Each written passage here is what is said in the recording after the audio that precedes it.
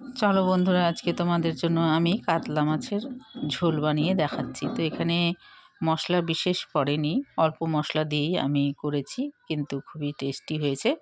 তো দেখো কিভাবে করছি। মাছগুলোকে আমি আগেই তুলে নিয়েছিলাম ভেজে, তারপরে সেই তেলের মধ্যেই আমি আলুগুলোকেও লাল করে একটু ভেজে নিব। তারপরে আরও একটু সামান্য এর মধ্যে তেল দিব, তেল দিয়ে তারপরে জিরে ফোড়ন দিব।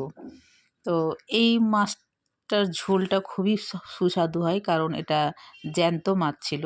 তো তোমরা জানোই জ্যান্ত মাছের টেস্টই অন্যরকম, ঝোলটাও বিশেষ খেতে খুবই ভালো লাগে।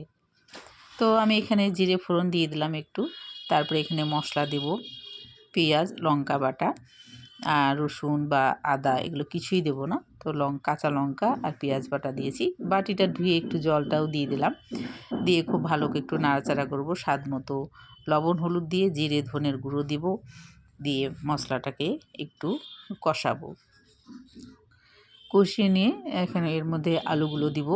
তো মাছের ঝোল তো অনেক রকমেরই করে খাওয়া যায়, তো রসুন পেঁয়াজ দিয়েও খাওয়া যায়। তো আমি রসুন পেঁয়াজটা খুব কমই ব্যবহার করি বড় মাছে, তো যেটাতে দেওয়ার দরকার সেটাতে দিই। কিন্তু যেটা জ্যান্ত মাছের ঝোল তো পেঁয়াজ বাটা লঙ্কা বাটা দিয়েও খাওয়া যায়, আর অনেকে আবার পেঁয়াজ বাটাও দেয় না। পেঁয়াজ বাটা না দিয়েও খুব ভালো লাগে জ্যান্ত মাছের ঝোলটা। তো আজকে আমি পেঁয়াজ দিয়েই করেছি। তারপর তোমাদের সঙ্গে কথা বলতে বলতে দেখো এটা কষাটা হয়ে গেছে, আলু দিয়ে কষানোও হয়ে গেল, জল দেওয়াও হয়ে গেল। জল অবশ্যই গরম জল দেবে, ও দিতে গেলে সবজির টেস্ট একটু অন্যরকম হয়। তো আমি গরম জলই ব্যবহার করি। তারপরে একটু শুকনো লঙ্কার গুঁড়ো দিয়ে দিলাম কালারের জন্য, যেহেতু কাঁচা লঙ্কা দিয়ে রান্নাটা করেছি, তো কালারটা সেরকম আসবে না, সেজন্য আমি একটু দিলাম শুকনো লঙ্কার গুঁড়ো। তো ঝাল নেই, তো কালারের জন্য আর কি।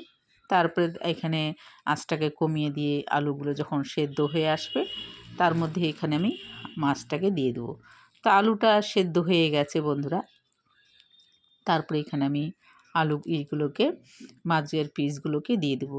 তো মাছের পিসগুলো এতই না বড় যে এক দুটো তো ভেঙেই গেছে মাঝখান দিয়ে। তো যাই হোক, অনেক বড় মাছ ছিল, 2.5 কেজি মাছ ছিল, কাতল মাছ।